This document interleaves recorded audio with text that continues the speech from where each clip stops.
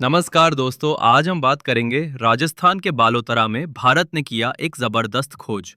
1.7 lakh ton से भी ज्यादा रेयर अर्थ मिनरल्स मिले हैं। वो भी ऑफिशियली कंफर्म हो चुका है। लेकिन ये मिनरल्स सिर्फ पत्थर नहीं, ये है फ्यूचर की ताकत। ईवीज, मिसाइल, स्मार्टफोन्स, सब कुछ इन्हीं एलिमेंट्स पर टिका हुआ है।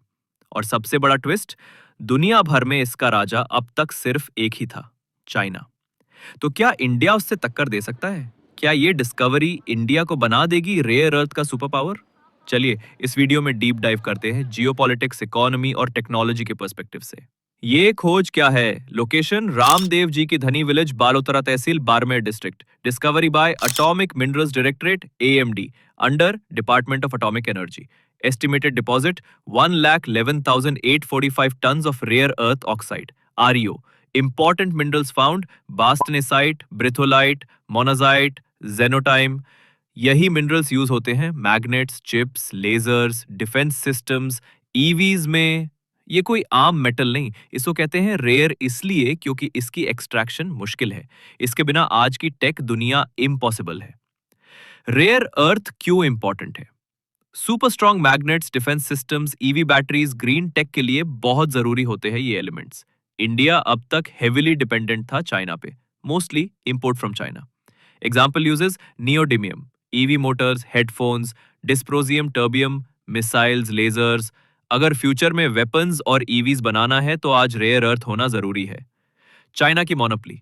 China control 60% of global rare earth mining and 85% of refining. China ने 2010 में जापान का सप्लाई बंद करके सबको वार्न कर दिया था।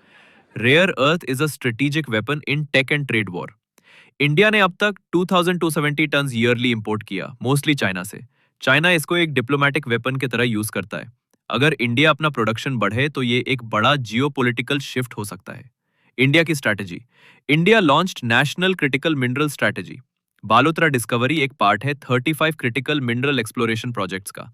Collaboration with Australia, lithium, rare earth cooperation, UAE, US, Japan के साथ।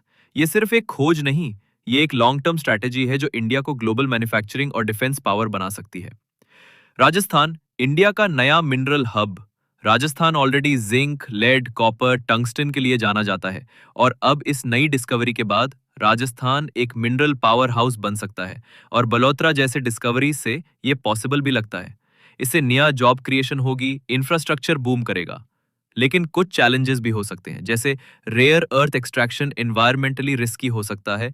इंडिया लैक्स रिफाइनिंग इंफ्रास्ट्रक्चर, अभी भी चाइना डिपेंडेंट है।